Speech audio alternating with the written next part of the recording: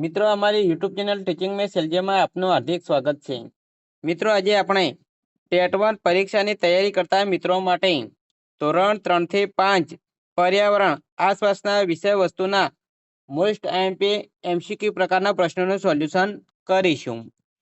જો મિત્રો તમે પૂરેપૂરો વિડીયો જોશો તો તમને ખ્યાલ આવશે અને તમારી જે ટેટ 1 પરીક્ષા આવે છે તેમાં પણ તમને ખૂબ જ મદદરૂપ બનશે। મિત્રો આ ઉપરાંત ભાગ 1, 2 અને 3 તેના સોલ્યુશન કરેલા વિડીયો ચેનલમાં મૂકેલા છે। તે તમે ના જોયા હોય તો ચેનલમાં જઈ અને જોઈ શકો છો। આજે આપણે ભાગ 4 તેમાં જે એમસીક્યુ પ્રકારના પ્રશ્નો છે તેનું સોલ્યુશન કરીશું। જો મિત્રો તમે ચેનલમાં નવા હો, હજુ સુધી ચેનલને સબસ્ક્રાઇબ ના કરી હોય તો ચેનલને સબસ્ક્રાઇબ કરવા વિનંતી, જેથી તમને જે નવી નવી અપડેટો આવે છે તે અપડેટો મળતી રહે। મિત્રો હવે વધુ સમયની સાથે આપણે સોલ્યુશન કરીશું। તેમાં પ્રશ્ન નંબર 1, પૂરે વણીને ગરમ તેલમાં મૂકતા સૌપ્રથમ શું થાય છે? અહીં 4 ઓપ્શન આપેલા છે। તેમાં સાચો જવાબ આવશે B, પૂરી ડૂબી જાય છે। 2, ટાંકણીને પાણી ભરેલી ડોલમાં નાખતા શું થાય છે? સાચો જવાબ આવશે C, પાણીમાં ડૂબી જાય છે।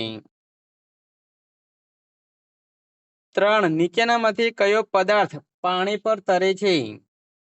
સાચો જવાબ આવશે D, બરફ। 4, નીચેનામાંથી કયો પદાર્થ પાણીમાં ડૂબી જાય છે? સાચો જવાબ આવશે D, ખીલી। પ્રશ્ન નંબર 5, નીચેના પૈકી કયો પ્રવાહી પાણીમાં મિશ્રિત થઈ જાય છે? સાચો જવાબ આવશે A, દૂધ। 6, નીચેના પૈકી કયો પદાર્થ પાણીમાં ઓગળે છે? સાચો જવાબ આવશે B, ખાંડ। 7, નીચેના પૈકી કયો પદાર્થ પાણીમાં ઓગળતો નથી? સાચો જવાબ આવશે C, ચોક। 8, નીચેના પૈકી કયા પ્રવાહીનું ટીમ્પું ઢળતી રાખેલી થાળીમાં સૌથી ધીમે સરકે છે? સાચો જવાબ આવશે A, દિવેલ।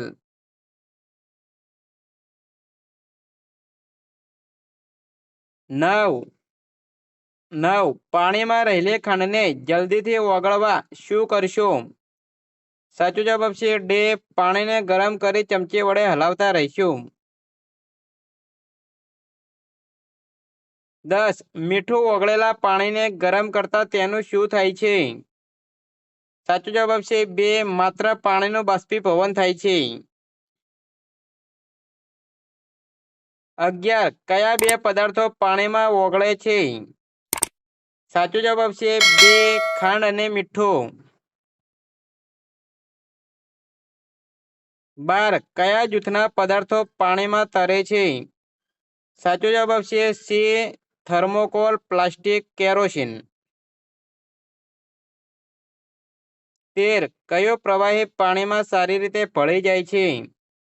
સાચો જવાબ આવશે D, વિનેગર।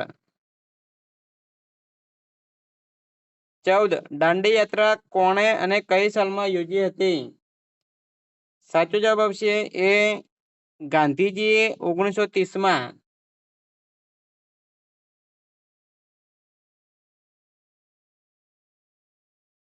15, મચ્છર કરડવાથી કયો રોગ થાય છે?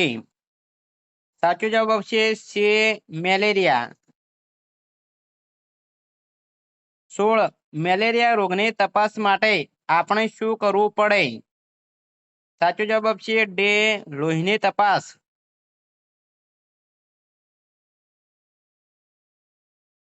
17, મચ્છરોનો ઉપદ્રવ્ય કઈ ઋતુમાં વધુ જોવા મળે છે? સાચો જવાબ આવશે B, ચોમાસામાં।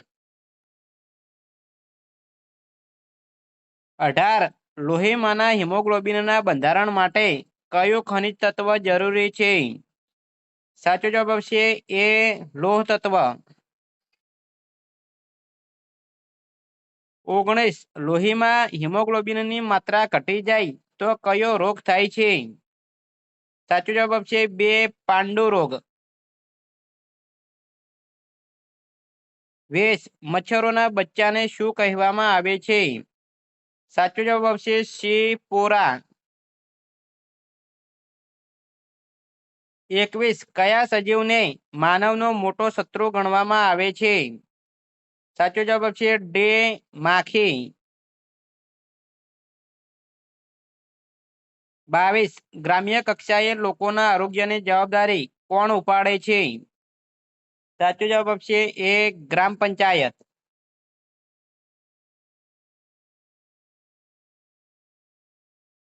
23 લાંબા સમયથી ભરાયેલા બંધિયાર પાણી પર લીલા રંગનું આવરણ જોવા મળે છે, તે શું છે? સાચો જવાબ આવશે સી લીલ. 24 માખી દ્વારા ફેલાતો રોગ કયો છે? સાચો જવાબ આવશે સી કોલેરા. 25 નીચેના પૈકી કયો રોગ મચ્છર દ્વારા ફેલાતો રોગ નથી? સાચો જવાબ આવશે ડે પાંડુ રોગ. 26 કયા રોગના દર્દીને લોહ તત્વની ગોળીઓ આપવામાં આવે છે? સાચો જવાબ આવશે છે પાંડુ રોગ. 27 રોગના નિદાન માટેના લોહીના રિપોર્ટ કયા કરવામાં આવે છે? સાચો જવાબ આવશે છે લેબોરેટરીમાં. 28 કયા વૃક્ષની છાલમાંથી મેલેરિયાની દવા બનાવવામાં આવતી નથી? સાચો જવાબ આવશે બે સિંકોના. 29 તંદુરસ્ત સ્ત્રીમાં હિમોગ્લોબિનનું સ્તર કેટલું હોય છે? સાચો જવાબ આવશે છે 12 થી 16. 30 નીચેનામાંથી કઈ બાબત મચ્છરોના ઉપદ્રવ્ય માટે જવાબદાર છે? સાચો જવાબ આવશે ડે ગંદા પાણીના ખાબોચિયા ભરેલા હોવા. 31 પર્વતારોહણ એટલે શું? સાચો જવાબ આવશે સી પર્વત પર ચડવું. 32 પર્વતારોહણ કરવા માટે સૌ પ્રથમ શું કરવાનું હોય છે? સાચો જવાબ આવશે બે પર્વતારોહણને પ્રશિક્ષણ તાલીમ લેવાની.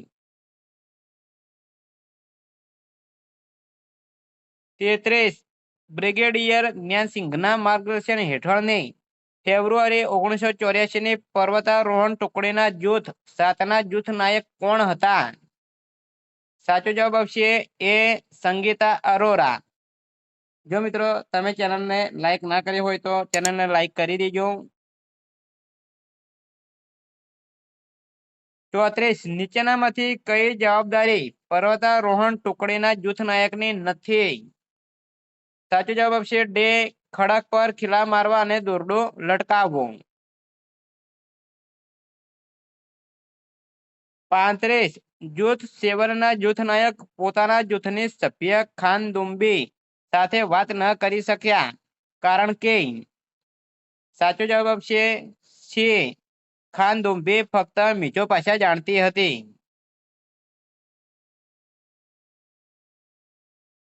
37 પર્વતારોહણ સમયે રોજ સવારે શું કરવામાં આવતું હતું?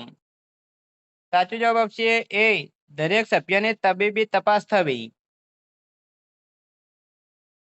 37 પહાડી નદીમાં એક કાંઠાથી બીજા કાંઠા સુધી જવા શું વ્યવસ્થા હોય છે? સાચો જવાબ આવશે સી એક કાંઠાથી બીજા કાંઠા સુધી જાડું દોરડું બાંધેલું હોય છે.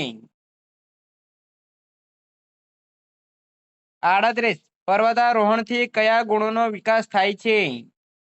સાચો જવાબ આવશે ડે આપેલ તમામ આત્મવિશ્વાસ, નેતૃત્વ અને સાહસિક વૃદ્ધિ. આપેલ તમામ ડી જવાબ આવશે. 39 પર્વતારોહણ માટે નીચેનામાંથી કઈ વસ્તુ જરૂરી નથી? સાચો જવાબ આવશે બે સાણસી. 40 પર્વતારોહણ કરનારે ખડક પર ચડતી વખતે શી કાળજી રાખવી જોઈએ? સાચો જવાબ આવશે સે શરીર 90 અંશના ખૂણે રાખવું. 41 પર્વતારોહણ કરનારામાં જૂથ 7ની સભ્ય ખાનદુંબી કયા રાજ્યની હતી? સાચો જવાબ આવશે ડે મિઝોરમ. 42 બચેન્દ્ર પાલ માઉન્ટ એવરેસ્ટ શિખર પર કયા દિવસે પહોંચ્યા? સાચો જવાબ આવશે 23 મે 1984. 43 નીચેનામાંથી કઈ જવાબદારી પર્વતારોહણ ટુકડીના જૂથ નાયકની હોય છે? સાચો જવાબ આવશે ડે આપેલ તમામ જૂથના સભ્યોને સામાન લઈ જવામાં મદદ કરવી. 2 જૂથના સભ્યોની તબિયત સારી ન હોય તો તેમનું ધ્યાન રાખવું. છે જૂથના સભ્યો માટે જમવાની વ્યવસ્થા કરવી.